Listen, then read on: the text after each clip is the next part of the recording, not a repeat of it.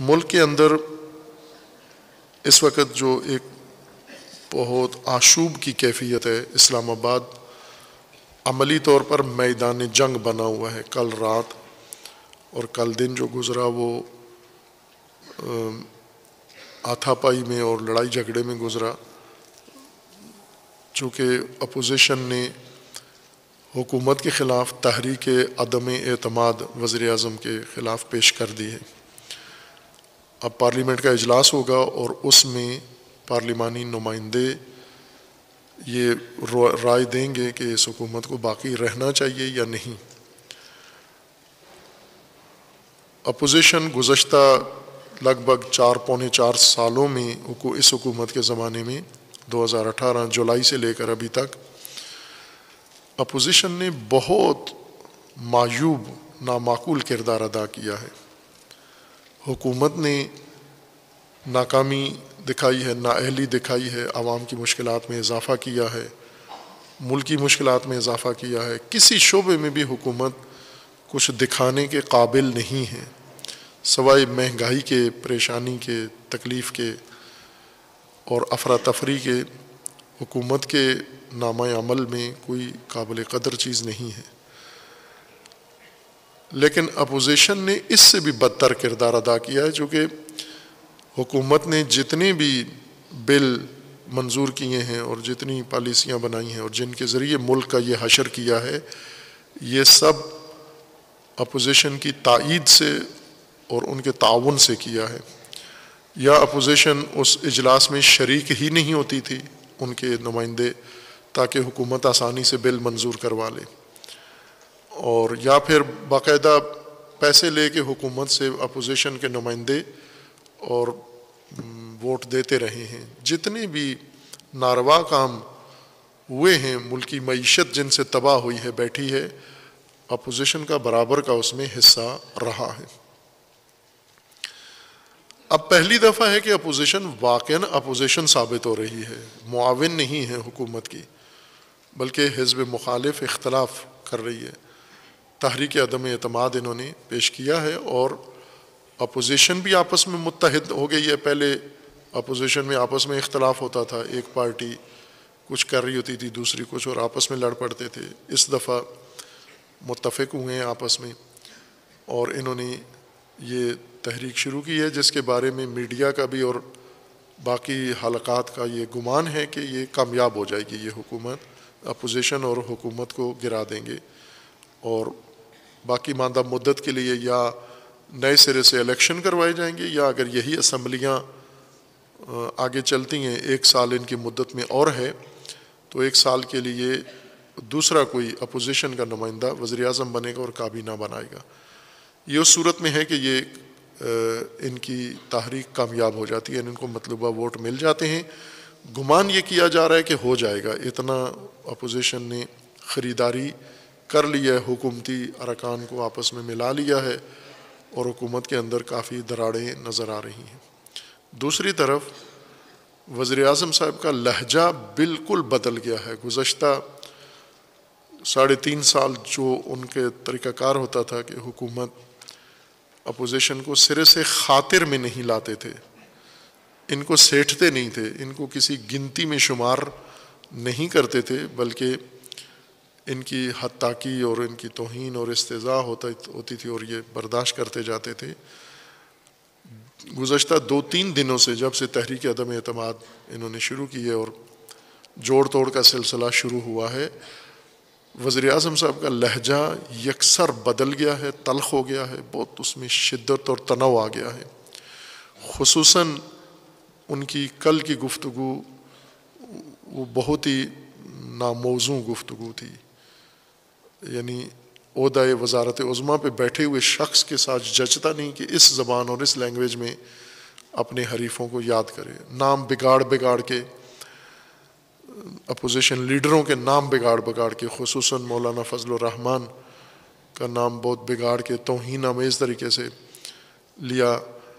اس کو میڈیا اور باقی مبصرین کا گمان یہ ہے کہ یہ شدید بوکھلاہٹ ہے وزیر اعظم کے اندر، جو پہلی دفعہ ان کو احساس ہوا ہے کہ وزیر اعظم بہت کمزور پوزیشن میں ہیں۔ اپنے ساتھی ظاہراً ان پر ان کو اعتماد نہیں ہے کہ وہ وزیر اعظم کا ساتھ دیں گے. اور سب سے بڑھ کر یہ اب تحریک عدم اعتماد کامیاب ہوتی ہے یا نہیں ہوتی، یہ نہ اپوزیشن پر موقوف ہے، نہ پارلیمانی نمائندوں نے یہ فیصلہ کرنا ہے، اور نہ ہی حکومت کے اختیار میں کوئی چیز ہے. اصل میں اسٹیبلشمنٹ نے سب کچھ کرنا ہے. پہلے اپوزیشن کیوں کچھ کر نہیں پاتی تھی؟ بے بس تھی، چونکہ حکومت کے ساتھ اسٹیبلشمنٹ کھڑی ہوئی تھی.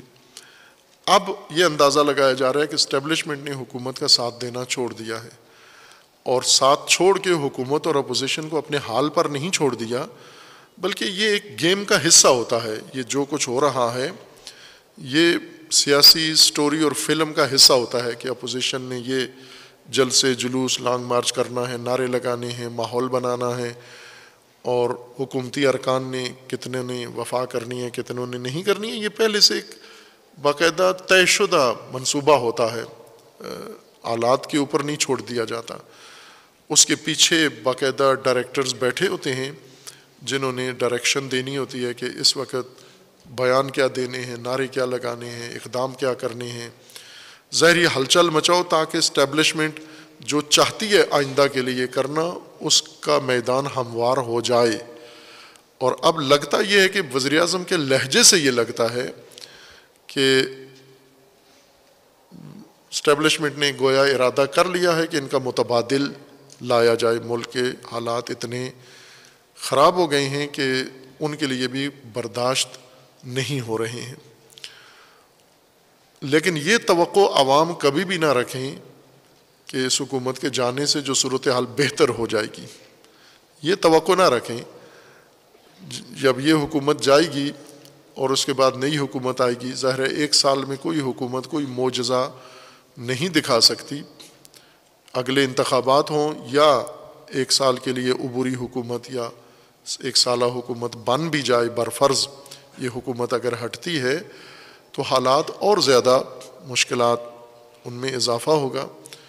یہ توقع عوام کو نہیں ہونی چاہیے کہ ملکی حالات میں کوئی بہتری آئے گی. اس ملکی حالات میں عوام کا بنیادی رول ہوتا ہے. جب یہ سیاسی ٹورنامنٹ شروع ہوتا ہے اور پیچھے جو کوچ ہیں وہ اتارتے ہیں اپنے کھلاڑی میدان کے اندر، سیاسی جماعتیں یہ نہیں ہیں، کوئی فگر نہیں ہے، کوئی ان کی اہمیت نہیں ہے. اصل پیچھے مقتدر طاقتیں ہیں. سیاسی میدان کے فیصلے وہ کرتے ہیں، لیکن اس فیصلے کے لیے سامنے ایک ماحول بنایا جاتا ہے. جیسے گلی محلے میں، علاقے میں، گاؤں میں بھی یہ ہوتا ہے کہ کوئی ماحول بنایا جائے تاکہ اس کے اندر بڑا چودھری آ کر اپنا فیصلہ سنائے، کوئی شور شرابہ ہو، کوئی ایسی فضا ہو تاکہ وہ آ کر اس میں فریقین کو جمع کرے یا کوئی فیصلہ کر دے. یہ فقط معمور ہے ماحول بنانے کے لیے. نیا جو فیصلہ ہونا ہے اور وہ کسی کو نہیں معلوم کیا ہونا ہے، جو طے ہو چکا ہے اپوزیشن کے ساتھ اور باقی لوگوں کے ساتھ، ممکن ہے وہی ہو، ممکن ہے اس سے ہٹ کر ہو، چونکہ اعتماد کسی کو کسی پر نہیں ہے. حکومت کے اتحادی پر حکومت کو اعتماد نہیں ہے، اتحادیوں کو حکومت پر اعتماد نہیں ہے، حکومت کو اتحادیوں پر نہیں ہے، اپوزیشن کو آپس میں ایک دوسرے پر نہیں ہے، اور حکومت پر بھی نہیں ہے، حکومت کو بھی ان اتحادیوں پر نہیں ہے. مذاکرات جاری ہیں، دن رات لگے ہوئے ہیں، سب مشغول ہیں اور یہ سمجھ رہے ہیں کہ ہم جو مذاکرات کر رہے ہیں انہوں نے فیصلہ کرانا ہے. یہ نہیں ہوگا، یہ صرف ماحول بنانا ہے، پیڑ باندھ رہے ہیں. یہ اصل فیصلہ مقتدر حلقوں نے کرنا ہے اور امید ہے کہ بہتر فیصلہ کریں تاکہ اگر حالات بہتر نہیں ہوتے تو اس سے زیادہ بدتر نہ ہوں جو حالات کر چکے ہیں.